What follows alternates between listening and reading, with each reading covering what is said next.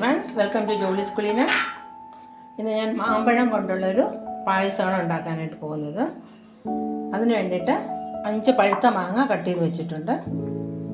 ഇപ്പോൾ പായസം ഉണ്ടാക്കാനായിട്ട് പാത്രത്തിലേക്ക്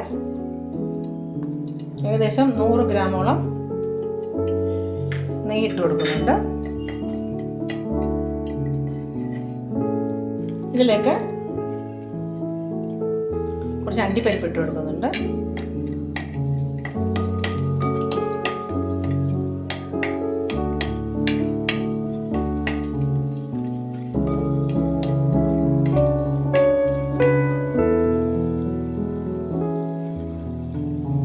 കുറച്ച് ഉണക്ക മുന്തിരിയും കൂടെ ഇട്ട് കൊടുക്കും.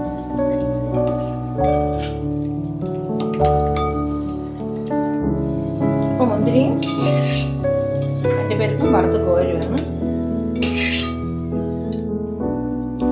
അണ്ടിപ്പരിപ്പും മുന്തിരിയും വറുത്ത് കോരി ഇതിലേക്ക് കട്ട് ചെയ്ത് വെച്ചിരിക്കുന്ന 5 പഴുത്ത മാങ്ങ, നല്ല ടേസ്റ്റുള്ള മാങ്ങയാണ്. 5 മാങ്ങ ഇട്ട് വെക്കുന്നത് ഈ നെയ്യിലോട്ട് ഇട്ട് വയ്ക്കാണ്.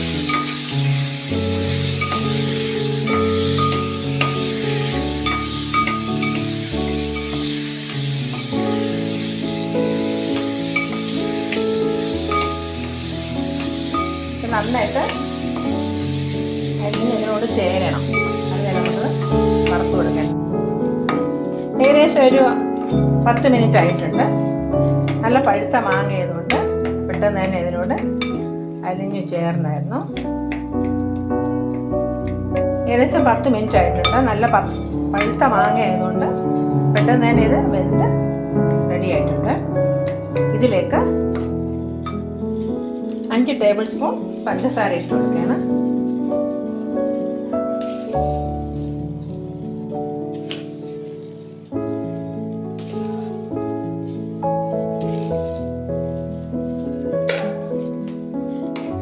നല്ല മധുരമുള്ള മാങ്ങയാണ്, അതുകൊണ്ട് പഞ്ചസാര കുറച്ച് മതി. ഇത് പെട്ടെന്ന് നമുക്ക് ചെയ്തെടുക്കാൻ പറ്റുന്ന ഒരു പായസമാണ്.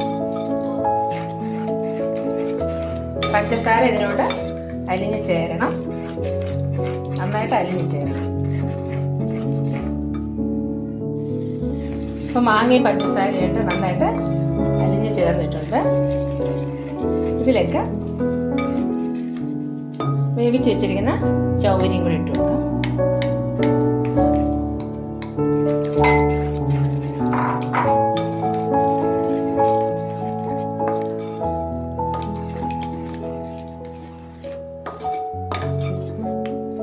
ഇതിലേക്ക് 1 ഗ്ലാസ് പാല്,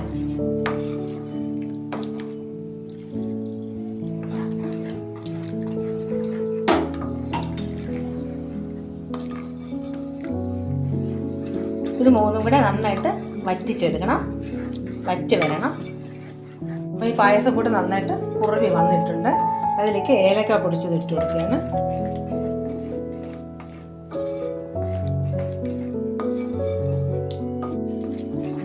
ഇതിപ്പോൾ നന്നായിട്ട് കുറുവി വന്നിട്ടുണ്ട്. ഇതിലേക്ക് 1/2 ലിറ്റർ പാല് ഒഴിച്ചു കൊടുക്കുകയാണ്.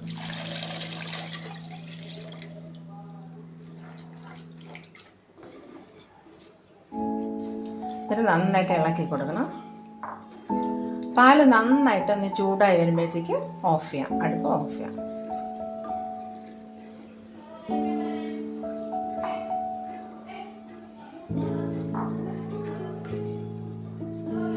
കണ്ടോ, കുറച്ചുകൂടെ കഴിയുമ്പോഴത്തേക്കും കുറച്ചുകൂടെ നന്നായിട്ട് കുറുപ്പ് പായസത്തിൻ്റെ കറക്റ്റ് പരുവായിട്ടുണ്ട്.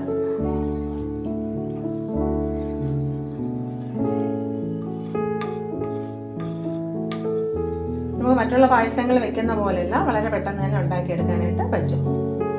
നല്ല പഴുത്ത മാമ്പഴമായിരിക്കണം.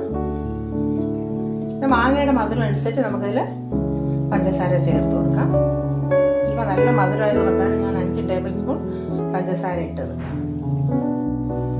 അപ്പോൾ പാല് നന്നായിട്ട് ചൂടായിട്ടുണ്ട്. കാച്ചിയ പാലാണ് ഞാൻ ഇതിലോട്ട് ഒഴിച്ചു കൊടുത്തത്. പാല് നന്നായിട്ട് ചൂടായിട്ടുണ്ട്. കാച്ചി തണുപ്പിച്ച പാലായിരുന്നു കേട്ടോ, അതുകൊണ്ടാണ് കുറച്ചുകൂടെ ചൂടായിട്ട് ഓഫ് ചെയ്യണം. ഇനിയിപ്പോൾ ഇതിലേക്ക് പായസം റെഡി ആയിട്ടുണ്ട്. ഇതിലേക്ക് നേരത്തെ വറുത്ത് വെച്ച അണ്ടിപ്പരിപ്പ് മുന്തിരിയും കൂടെ ഇട്ട് കൊടുക്കാം.